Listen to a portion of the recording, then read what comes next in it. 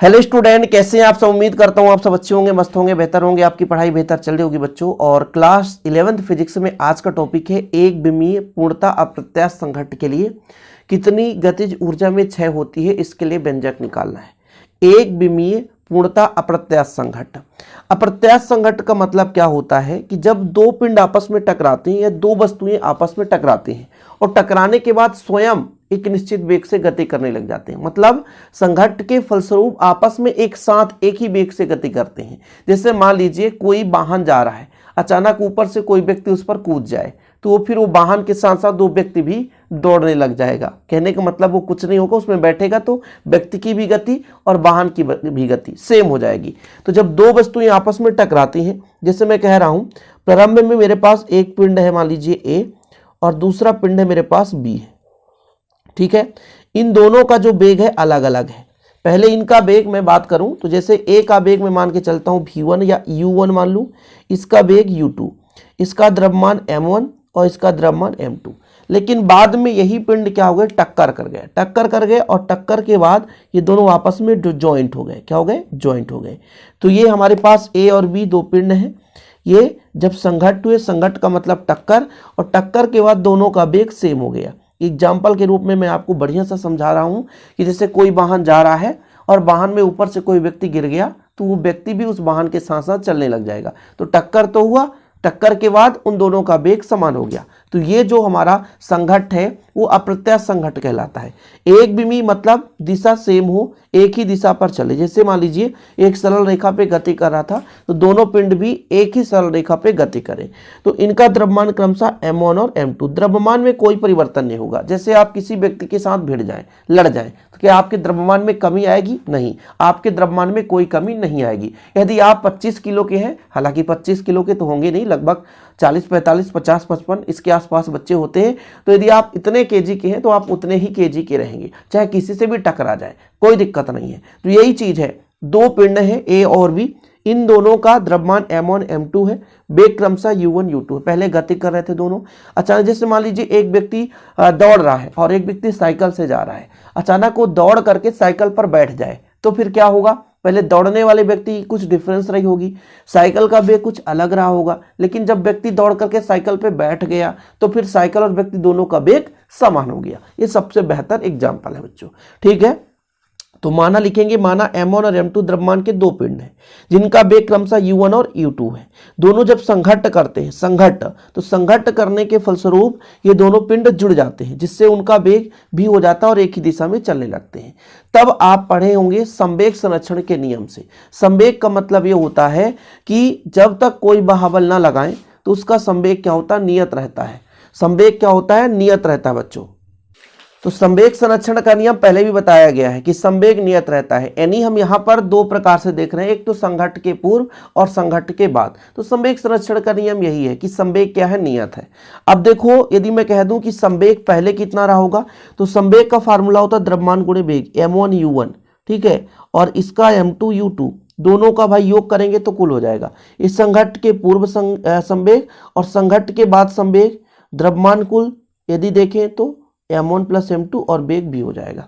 तो यहां से आप v का मान सिंपल तरीके से निकाल सकते हो बच्चों। v बराबर, यदि ये गुणा में इधर आएगा तो भाग में हो जाएगा।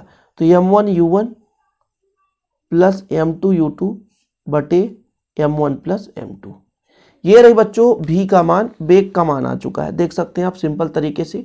ये वेग आ चुका है कि उभयनिष्ठ वेग कितना है संघट्ट के बाद, इसको आप समीकरण 1 दे देते हो, ठीक है। चलो, अब यहां से निकालना क्या है कि एक विमीय पूर्णतः प्रत्यास्थ संघट्ट में कुल कितना आपका गतिज ऊर्जा में क्षय होता है। तो गतिज ऊर्जा में क्षय निकालेंगे, ठीक है। अब यहां पर देख सकते हैं ये वेग निकल कर आ गया, फिर कहोगे सर कहां से आ गया, तो ये आप परेशान मत होना।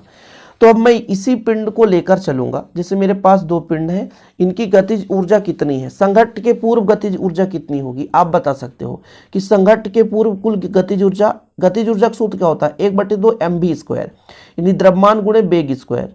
ये 1 के लिए बच्चों, संघट्ट कुल करेंगे तो दोनों को जोड़ेंगे तो 1/2 m2 u2²। कोई दिक्कत तो नहीं है। संघट्ट के पूर्व इनका गतिज ऊर्जा, संघट्ट के बाद गतिज ऊर्जा आप कहो कितना, तो कुल द्रव्यमान कितना है m1 plus m2, M1 plus M2 और वेग कितना है v। अब कहोगे पूरा दोनों क्यों जोड़ रहे हो भाई, जुड़ गए हैं तो जोड़ रहा हूं। तो ये संघट्ट के पूर्व गतिज ऊर्जा था, संघट्ट के बाद गतिज ऊर्जा है। अब यदि कहूं कि गतिज ऊर्जा में कितना 6 है, तो 6 कैसे निकालोगे, अधिक गतिज ऊर्जा में कम गतिज ऊर्जा को घटाएंगे। मतलब यदि हम 6 निकालना चाहें तो 6 निकालने के लिए क्या करेंगे, थोड़ा सा मैं यहाँ पे थोड़ा सा डिटेल बता देता हूँ, फिर तो आगे पूरा सॉल्व भी करना है।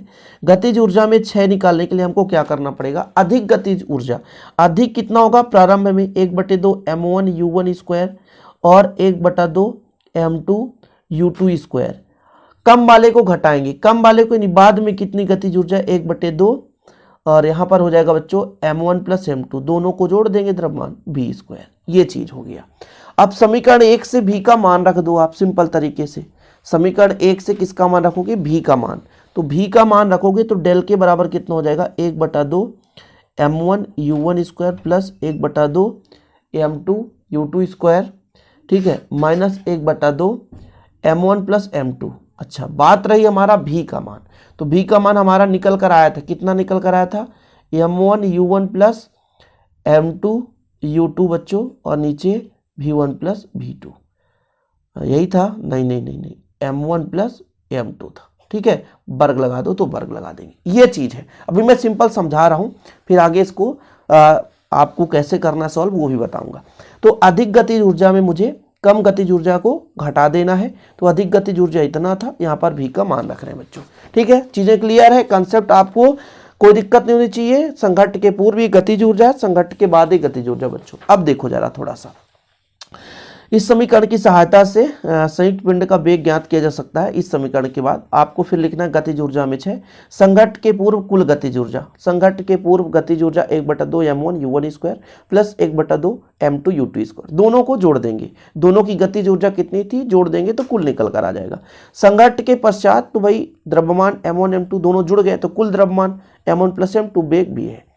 गतिज ऊर्जा में 6 कैसे निकालेंगे बच्चों, तो ये हमारा 6 है। ठीक है, अधिक वाले में से कम वाले को घटाए हैं, देखो जैसे मैं बता रहा था, और यहां पर स्क्वायर तो स्क्वायर लगा दो, स्क्वायर है तो हमने स्क्वायर लगा दिया। यहां तक चीजें यदि क्लियर हो तो आगे हम स्टेप बाय स्टेप करते हैं बच्चों। यहां पे थोड़ा सा कोई दिक्कत तो नहीं, यहाँ पे इसके बाद इनमें से इन दोनों में से 1/2 कॉमन लिया जाए, सभी में से ले लिया जाए तो ठीक है, ठीक है। और नीचे वाला जो है हमारा ये वर्ग है तो वर्ग रहेगा, ठीक है, कुछ कॉमन भी आ रहा है। तो यहां तक तो क्लियर है। अभी मैंने यहाँ पे मान रखा है बच्चों, इसके आगे मैं आपको अलग से समझा रहा हूं, तभी समझ में आएगा, डायरेक्ट आपको बिल्कुल समझ में नहीं आएगा। ठीक है, वैल्यू मैं यहाँ पे आपको सॉल्व करके दिखाता हूँ, कोई दिक्कत तो नहीं। अभी मैं यहाँ पे केवल v का मान रखा हूँ, ठीक, आगे देखिएगा, इसको मैं सॉल्व करके दिखाता हूँ। 1/2 यदि मैं सब में से बाहर ले लूँ, सब में से बाहर ले लूँ, सिंपल। अभी देखो तो कितना बचेगा, m1 u1 स्क्वायर 1 होगा plus m2 u2 square minus 1/2 बाहर हो गया, m1 plus m2 m1 u1 plus m2 u2 का स्क्वायर, और नीचे बच्चों m1 प्लस m2 का स्क्वायर, ये दोनों में वर्ग है। अब देखो एक से एक काट दो, एक से एक काट दो, सिंपल है, कुछ दिक्कत नहीं है यहाँ पे। तो आपका निकल कर आ जाएगा डेल के बराबर 1/2 m1 u1 square plus m2 u2 square minus m1 u1 plus m2 u2 का स्क्वायर रहने दो, और नीचे स्क्वायर नहीं रहेगा बच्चों, सिंपल है m1 m2, बस खत्म कहानी। इसके आगे जो सिस्टम होने वाला है ना, आप कहोगे सर 1/2 तो सब में कॉमन आ गया, अब इसमें हम क्या करें, तो m1 प्लस m2 एलसीएम लोगे, इसके भी बटे में एक है, इसके भी बटे में एक है, तो m1 प्लस m2 एलसीएम लिया जाता है। और एलसीएम में यही चीज है, यदि इसके नीचे वो चीज नहीं है तो इसको डायरेक्ट ऊपर जाकर गुणा कर दो, मतलब इसका गुणा इसके साथ भी होगा, इसका गुणा इसके साथ भी होगा, गुणा कर दे, देखिएगा गुणा करेंगे डायरेक्ट। आप एक स्टेप और लिख दो तो आपको दिक्कत नहीं होगी ना, m1 प्लस m2 हो गया, और यहां पर बच्चों a प्लस बी का whole square, a square plus b square plus 2ab m1 m2, आगे जगह है क्या, u1 u2, ब्रैकेट लगा दो। आगे देखिए इसके आगे क्या हाल होने वाली है भाई साहब, बड़ा लंबा चौड़ा खतरनाक चीजें हैं। इसका गुणा करोगे तो m1 square u1 square, m1 का गुणा इससे तो m1 m2 u2 स्क्वायर, फिर गुणा इससे तो m1 m2 u1 square, plus इसका गुणा इससे m2 का स्क्वायर u2 का स्क्वायर। फिर बच्चों माइनस तो अंदर का चिन्ह बदल देगा, m1 square u1 square m2 square u2 square minus 2m1 m2 u1 u2। आगे चलने दो, नीचे m1 प्लस m2 रहने दो। इससे ये कटेगा, इससे ये कटेगा, तो फिर बचा क्या, कुछ बच रहा है क्या, कुछ तो बचेगा भाई साहब। देखो जरा कितना बच रहा है, 1/2। देखो m1 m2 यहाँ भी है, m1 m2 यहाँ भी है, m1 m2 यहाँ भी है, तो m1 m2 यहाँ पर बचा u2 square u1 square minus 2u1 u2 बटा m1 प्लस m2, है ना थोड़ा सा लेंदी। अब देखो ये गतिज ऊर्जा में 6 कितना निकल कर आ रहा है, m1 m2 रहने दो, ये a माइनस बी का होल स्क्वायर है, तो u1 माइनस u2 का स्क्वायर कर सकते हैं, m1 प्लस m2। यही है बच्चों, इतना ही है, यही है गतिज ऊर्जा में 6, इसके आगे कुछ करना ही नहीं है, यही है गतिज ऊर्जा में 6, इतना ही गतिज ऊर्जा में 6 है।